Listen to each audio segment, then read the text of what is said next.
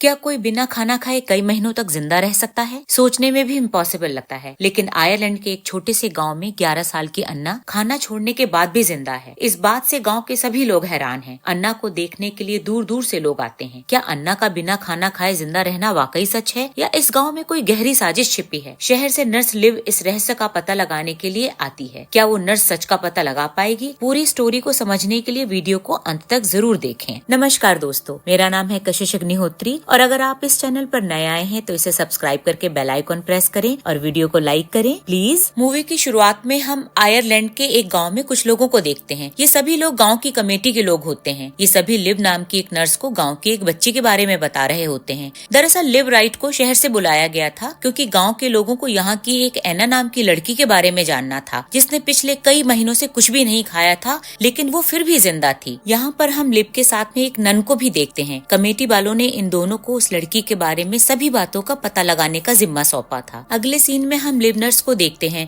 जो एक आदमी के साथ एना के घर जा रही होती है। कुछ देर बाद ये दोनों एक खाली मैदान में पहुंच जाते हैं जहाँ पर एक घर दिखाई देता है। फिर लिव इस घर में जाती है और एना से मिलती है। पहली बार जब लिव ने एना को देखा था तो उसे खुद भी यकीन नहीं हो रहा था, क्योंकि उसके मन में एक ही सवाल था कि बिना खाना खाए कोई इंसान कई महीनों तक कैसे जिंदा रह सकता है। अब लिव और एना एक दूसरे से बातें करने लगते हैं। यहाँ पर लिव को एना की फैमिली के बारे में कुछ बातें पता चलती हैं। लिव को एना के भाई के बारे में भी पता चलता है जिसकी की मौत हो चुकी है। फिर एक दिन लिव पास के कब्रिस्तान में जाती है और वहाँ उसे पता चलता है कि एना का भाई सच में मर चुका है। अब नर्स और नन दोनों मिलकर एना पर नजर रखने लगी थी। लिव एना के साथ काफी टाइम बिताती थी, लेकिन उसने कभी भी एना को खाना खाते हुए नहीं देखा था। अब तक एना के बारे में सारी बातें जानने के बाद भी नर्स को शक था कि वो चोरी छुपे खाना खा लेती होगी। अगले दिन वो नर्स एना के घर की तलाशी लेती है क्योंकि उसे लगता है कि शायद एना ने घर में कहीं खाने पीने की चीजें छुपा के रखी हैं। अगले सीन में हम एना की मदर और लिव को एक साथ देखते हैं। ये दोनों आपस में बातें कर रही हैं। फिर लिव को एना की मदर की बातें सुनकर थोड़ा सा अजीब सा लगने लगता है, क्योंकि वो थोड़ा पुराने ख्यालातों की लगती थी। वो नर्क और स्वर्ग जैसी बातों पर यकीन भी करती थी। अगले दिन नर्स एना को अपने साथ घर से बाहर ले जाती है और उसे वो काफी देर तक वॉक करवाती है। यहाँ पर हमें पता चलता है कि लिव जानबूझकर ऐसा कर रही है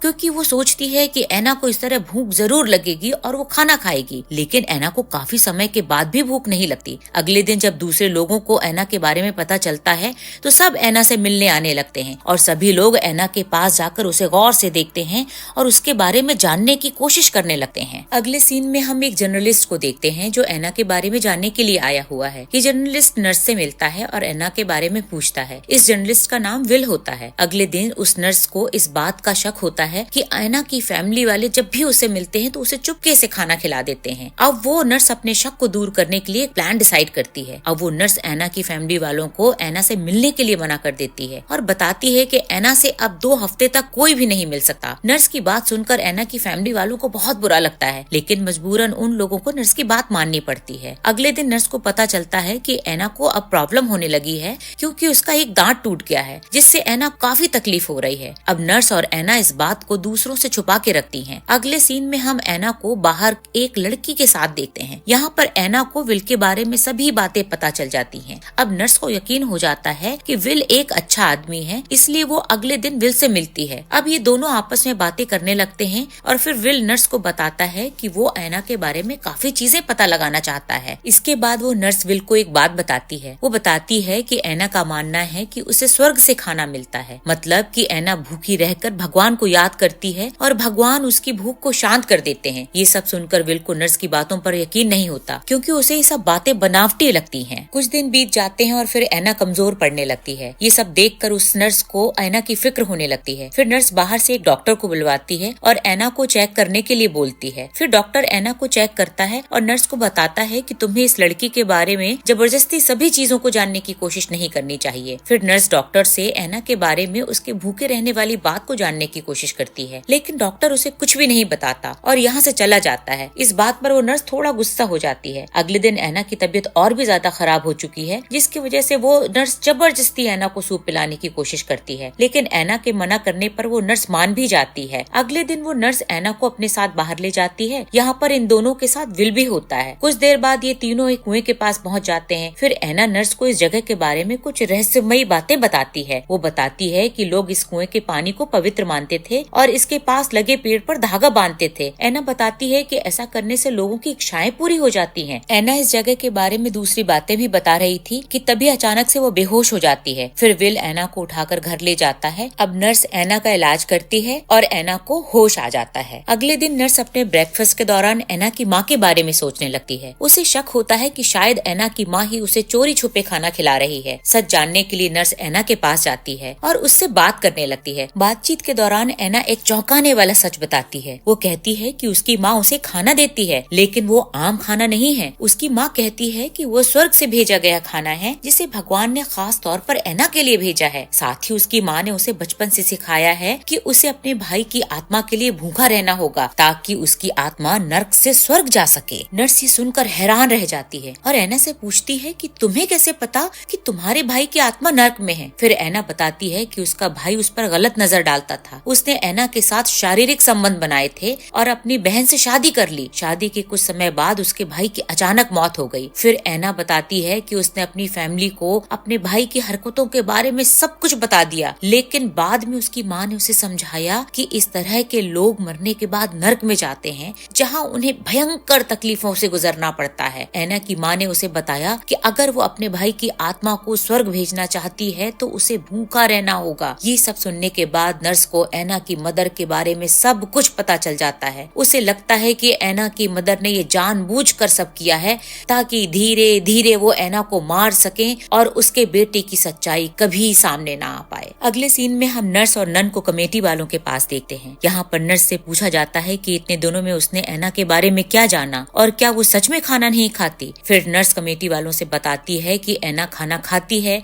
लेकिन उसके लिए खाना उसकी मदर लाती है और चुपके से उसे खिला देती है। अब नर्स इतना बोलकर चुप हो जाती है क्योंकि वो एना की सारी बातें कमेटी वालों से शेयर नहीं करना चाहती। इसके बाद नन से भी एना के बारे में पूछा जाता है, लेकिन वो नन इस बात से साफ इनकार कर देती है कि उसकी मॉम उसे खाना खिलाती है। नन का मानना था कि उसने कभी एना को खाना खाते देखा ही नहीं। अगले सीन में हम एना को इन सभी कमेटी वालों के पास देखते हैं। अब कमेटी वाले एना से पूछताछ करते हैं, लेकिन उन्हें एना की सच्चाई का पता नहीं चल पाता। अगले दिन हम एना को उसके घर में देखते हैं। आज उसकी तबीयत ज्यादा खराब थी और उसे बहुत उल्टियाँ हो रही थीं। ये सब देखकर नर्स को लगता है कि शायद एना अब नहीं बचेगी और फिर एना विल से मिलती है और दोनों मिलकर एक प्लान बनाते हैं ताकि एना को बचाया जा सके। अगले दिन वो नर्स गांव में एक पूजा करवाती है जो कि एना के लिए की गई थी। एना इस पूजा में शामिल नहीं हो सकती थी क्योंकि वो बीमार थी। अब गांव के सभी लोग पूजा में शामिल होते हैं। तभी वो नर्स किसी बहाने से एना को अपने साथ एक जगह पर ले जाती है। कुछ देर बाद नर्स एना को लेकर उसी कुएं में पहुंच जाती है जहाँ के बारे में एना ने नर्स से बताया था। अब नर्स एना को इस कुएं के पास लिटा देती है और एना को आंखें बंद करने के लिए बोलती है। कुछ देर बाद जब एना आंखें खोलती है तो वो नर्स एना को किसी दूसरे नाम से बुलाती है, क्योंकि वो नर्स चाहती थी कि एना अपनी फैमिली वालों की बातों को भूलकर अपनी आदतें छोड़ दे। अब वो नर्स एना को एक खाने का टुकड़ा खिलाकर यहाँ से चली जाती है। फिर वो नर्स एना के घर पर जाकर उसके पूरे घर को आग लगा देती है ताकि सबको लगे कि एना आग में जलकर मर चुकी है। यहाँ पर हमें पता चलता है कि ये सब चीजें उस नर्स के प्लान का हिस्सा थी। अब अगले दिन नर्स कमेटी वालों के पास जाती है और उन्हें अपनी डायरी दिखाती है जिसमें वो एना की सारी बातों को नोट किया करती थी। फिर कमेटी वाले उस डायरी को पढ़ते हैं जिसमें लिखा था कि एक टाइम में एना की तबीयत अचानक से खराब हो गई थी, जिसकी वजह से उसकी डेथ हो गई। फिर नर्स बताती है कि घर में आग लगने की वजह से एना अंदर ही जल गई। हालांकि कमेटी वालों को पता था कि नर्स जानबूझकर झूठ बोल रही है, लेकिन फिर भी वो सब बातों को सुनकर बिना कुछ बोले नर्स को जाने के लिए बोल देते हैं। अगले सीन में हम उस नन को नर्स के पास देखते हैं। फिर नन उस नर्स से सच्चाई जानने की कोशिश करती है और वो बताती है कि उसने एना को विल के साथ देखा था। फिर वो नर्स नन को सारी बातें बता देती है और उसे यकीन दिलाती है कि अब एना ठीक है। अगले सीन में हम नर्स को देखते हैं जो कि अब इस गांव को छोड़कर जा रही है, क्योंकि जिस काम के लिए उसे बुलाया गया था वो काम एना के मरने के बाद खत्म हो चुका था। कुछ देर बाद हम नर्स, विल और एना को दूसरे शहर में देखते हैं। अब ये तीनों नए शहर में अपनी अलग पहचान बना लेते हैं और विल उस नर्स के साथ शादी कर लेता है। मूवी के लास्ट सीन में हम नर्स लिव, विल और एना को देखते हैं। अब लिव एना को अपनी बेटी मान चुकी थी और ये तीनों लोग एक साथ हंसी खुशी रहने लगते हैं और इसी सीन के साथ मूवी का हो जाता है दी एंड।